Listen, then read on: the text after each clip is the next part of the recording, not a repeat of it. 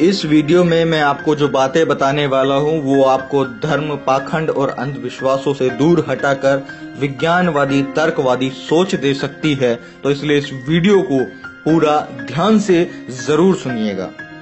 आपने देखा होगा कि कै, खे, गे, गे, डे, डे, चे, चे, जे, डे, टे, टे, टे, डे, डे, ते, ते, ते, ये जितने भी अक्षर हैं, ये जितने भी ये लेटर्स हैं, ये जितने भी अक्षर आप स्क्रीन पर देख रहे हैं, ये सब इंसान ने बनाए हैं। और सबसे बड़ी बात यह है कि इन्हीं शब्दों में से ही भगवान को भगवान का नाम दिया गया है, जिसे सब भगवान बोलते हैं। इससे यह साफ जाहिर होता है कि भगवान ने अपना नाम खुद नहीं रखा है। भगवान का जो नाम है वह इंसान ने रखा है। यहाँ तक कि भगवान धरती फाड़कर नहीं निकलते हैं, उनकी मूर्ति को भी इंसान ने ही बनाया है। भगवान नाम भी दिया है, जो भी किया है सब इंसान ने किया है। तो भगवान ने क्या किया है? कौन है भगवान? भगवान को हम कैसे माने कि यह भगवान है? क्योंकि भगवान को बनाने वाले और भगवान को नाम देने वाले तो हम इंसान ही हैं। भगवान ने कुछ खुद से नहीं किया, जो किया इंसान ने किया।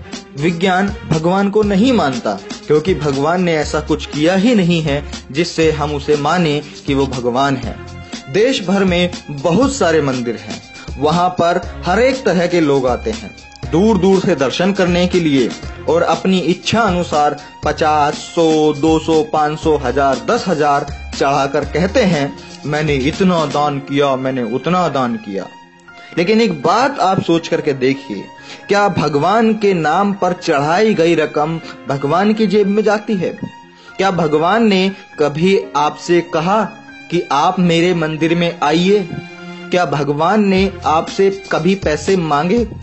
क्या भगवान ने कभी आपसे कहा कि मेरी पूजा करने के लिए आप सिर्फ मंदिर में आइए?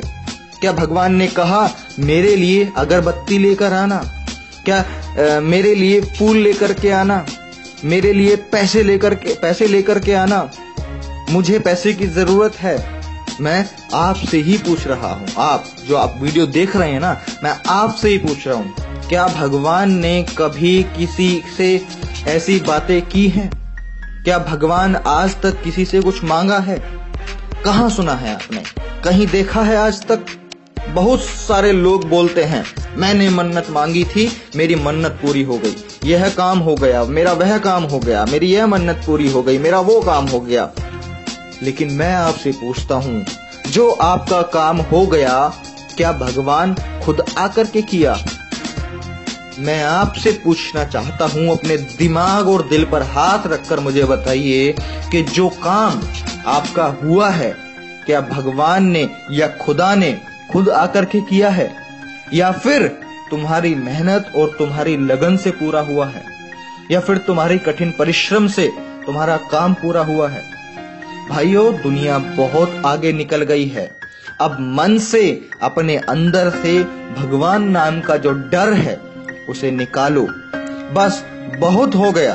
ब्राह्मणों की झूठी तस्वीर को मिटाओ, जो सिर्फ उन्होंने अपने स्वार्थ के लिए बनाई है। इस बात को पॉइंट आउट कीजिए, जो सिर्फ उन्होंने अपने निजी स्वार्थ के लिए बनाई है। मैं आप सभी लोगों से कहना चाहता हूँ, मेरे सभी साथियों से कहना चाहता हूँ कि अंधविश्वास भगाओ, अपने आप को बचाओ। देवताओं ने सिर्फ राक्षसों को ही हराया है, मुगलों और अंग्रेजों को क्यों नहीं हराया, जो कि हमारे इंसानी जिंदगी के लिए बहुत बड़े अभिशाप थे। महिषासुर को मारकर दुर्गा देवी कहलाई, और बलात्कारियों को मारने वाली फूलन देवी डाकू क्यों कहलाई? पहले तो धड़ाधड़ अवतार जन्म लेते थे, शिक्षा का युग आते ही अवतारों की नसबंदी क्यों हो गई? कोई पैदा क्यों नहीं हो रहा है? नया भगवान या कोई नई शक्ति जन्म क्यों नहीं ले रही है? इस बात को आप समझिए कि आस्था ही अंधविश्वास की जननी है। आस्था मूत्र आपको पिला रही है और नारियल का शुद्ध पानी फिकवा रही है। भारत दुनिया का इकलौता देश है जहां मिट्टी की मूर्ति को देवी कहकर कपड़ा पहनाया जाता है और जिंदा औरत को नंगा करके घुमाया जाता है। अफसोस इन बातों का नहीं कि धर्म का धंधा हो रहा है, बल्कि अफसोस तो इस बात का है कि दोस्तों आज की डेट में पढ़ा लिखा भी अंधा हो रहा है। पिताजी का तो पता नहीं और माताजी की जय जय, वारे अंधभक्तों। 9 दिन मिट्टी की मूर्ति के लिए भूखे नंगे रह लेंगे, लेकिन जिस माँ ने 9 माह पेट में पाला उसके लिए भी कभी 9 दिन भूखे रह कर दिखाओ। मानसिक गुलाम क्या होते हैं इस बात को समझिए। एडिसन ने बल्ब बनाया, ये सारी दुनिया जानती है, भारत भी जानता है, लेकिन ब्रह्मा ने दुनिया बनाई ये केवल भारत ही जानता है, और भारत के भी सिर्फ कुछ चुनिंदा लोग ही जानते हैं और खूब जोरों से इसका प्रचार करते हैं, और हम जैसे मध्यम वर्गीय गरीब मेहनतकश लोग इन बातों में फंस जाते हैं। ई रॉन्ग नंबर है भाया, ई रॉन्ग नंबर है। महसूस किया है उस जलते हुए रावण का दुख जो सामने खड़ी भीड़ से बार बार पूछ रहा है, आप में से राम कौन है, आप में से राम कौन है। पूरी दुनिया में भारत एक ही देश है जहां लहसुन प्याज खाने से पाप लगता है। पाप एक सब्जी को खाने में, दलाली रिश्वत हराम की कमाई खाने से पाप नहीं लगता, लेकिन लहसुन प्याज खाने से पाप लगता है। तो मैं आपसे यही कहना चाहूंगा कि दिमाग की बत्ती जलाओ और अंधविश्वास भगाओ। इस देश में अंधविश्वास और पाखंड और ये धर्मवाद इतना ज्यादा है, यही एक कारण है कि चाइना जैसे विकसित देश हमें कभी भी आंख दिखाकर चले जाते हैं। अगर हमारा देश भी टेक्नोलॉजी में साइंस की तरफ आगे बढ़ रहा होता, नॉलेज एजुकेशन पे आगे बढ़ रहा होता, फैक्ट्स एंड ट्रुथ के बेस पर आगे बढ़ रहा होता, तो शायद आज हमारा इंडिया भी डेवलप्ड होता। लेकिन नहीं, हमारे देश के कुछ चुनिंदा लोग जो ब्राह्मण और जो पंडित जिन्हें बुलाया जाता है, या और धर्म के जो सर्वोच्च जो लोग होते हैं, वो बेवकूफ लोगों को बनाए जा रहे हैं। जो आम जनता है, जो मेहनतकश लोग हैं। तो मैं बस लास्ट में इतनी बात कहूंगा कि अपने दिमाग की बत्ती जलाओ, सोच विचार करो और अंधविश्वास और पाखंड इस देश से मिटाओ, ताकि ये देश अंधविश्वास पाखंडवाद मुक्त भारत बन सके और ये देश विकासशील देश बन सके और या विकसित देश बन सके। तो मैं प्रशांत बोध अपनी इन्हीं बातों के साथ इस वीडियो का खत्म करता हूं।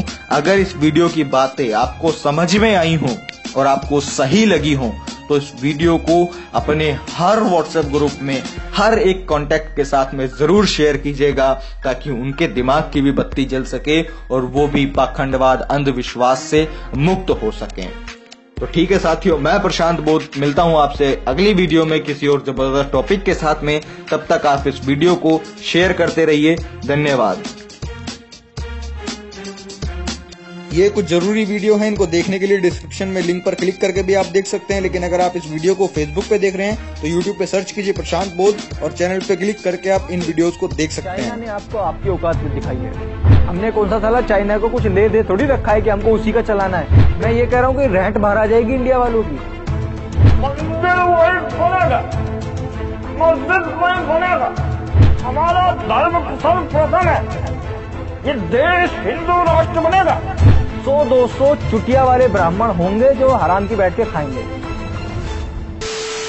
ये मंदिर मस्जिद और भगवान ये सिर्फ एक धंधा है, एक व्यापार है। अगर मंदिरों में या भगवानों के नाम पर लोगों के बीच में आस्था होती, श्रद्धा होती, तो यहाँ पर फायदे और नुकसान वाली बात ही नहीं आती।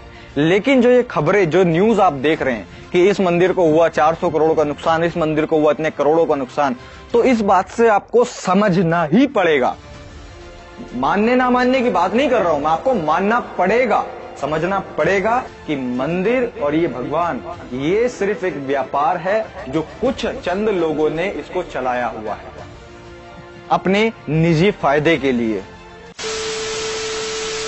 या फिर इस तरह के किसी भी बच्चे को धर्म या फिर किसी ब्राह्मण या पुजारी के पास में लेके जाएं या भगवान के पास में लेके जाएं, तो वो भगवान क्या इस बच्चे को ठीक बना सकता